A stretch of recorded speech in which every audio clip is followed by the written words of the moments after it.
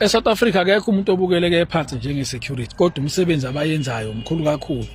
Njengoba usanomsebenzi nje usebenzayo, usane-office ozovuka kulona kusasa, ngoba khona i-security lizohlala kuse ligadele ukuthi uma ufika wena kusasa ufika izinto zakho zonke ziphephile zikahle. Kodwa uma kuze kwisithunzi sabo, asikho from ikhampani abayisebenzelayo, asikho from iclient abasebenza kulo, asikho from government ogunyaza ukuthi bekwazi ukuba basebenze ngendlela ephelele, asikho from thina njengabahlali esihlala nawe endaweni ehlala kuzona. I-security libukeleke phansi ngalendlela ukuthi uhulumeni kuwo yonke into, office la lilodwa KZN yonke njengoba ingakuma security la kaNongoma lifuna ukuvuselela ubulungu balo, security kufanele ligibele eThekwini ngemali engekho, ngomuholo ongekho, elisuke eMatatiyeli elisuke eNewcastle fanele lifike eThekwini, amanye azala emgaqweni enzele ukuthi akwazi ukubamba isikhathi, ngoba ma engakwenzanga lokho ngosuku olodwa uzophela umsebenzi, ngoba kwabaswa wakho umnikezi usuku olodwa uthi akenze yonke lento akwazi ukuthi ayenze ngendlela ephelele. Uma sikhuluma ngokuhlukumezeka kwama security sikhuluma ngako ukuthi even abanikazi beinkampani zama security abanandaba novo le security, unendaba novo le client ukuthi security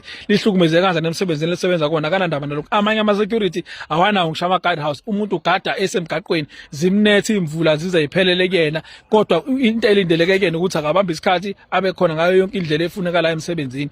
Uma kuza ngokujabula kwakhe akubalekile kumnikazi wekhampani na kwi-client alisebenzelayo, bahlukunyezwa ekuqaleni kuze kuyofika ekugcineni, ngoba uma sikhuluma ngokuhlukumezeka besaya nje emsebenzini, abanikazi beinkampani zama security abathengi ngisho amakhumbi, bathenga amaveni, ufika ubaba omdala ehlele evenini ngemumva emsebenzini, zimnethe imvula esevenini ezophinda afika ahlale eminyaka emsebenzini, ahlala afika anethwe imvula azagula ngenomkhuhlane bese kuthiwa akalihole lolu suku abelovile kodwa egule emsebenzini. Uma usumtshela umnikazi wekhampani ama security ukuthatha izingane zakho uzise esikoleni ngeveni evulekile agoloze, kodwa uma kuza kubazali bethu abama security akuvumeli ukuthi kwenzeka. Asiyekeni ukuthi sivumele ukuhlukumezeka kwabanye abantu kanje. Uma kuza kumholo wabo noma kuza kuyilanga le payday, abanye abazi ukuthi bahola nini, babona ngoba sekuthanda umnikazi wekhampani ukuthi useyabaholela, behola ushintshi nakhona kufanele ushintshi lo agibele ngawo ayolungisa usira every year, kufanele ashone eThekwini ayolungisa usira ngalo ushintshi. Uma esebuye ngawo aphinde ame off kuthiwa akanga off asebenze noma inini makuthanda lo, ngoba akanalo izwi. Meyokhala government wethu, government esakana space kum-accommodate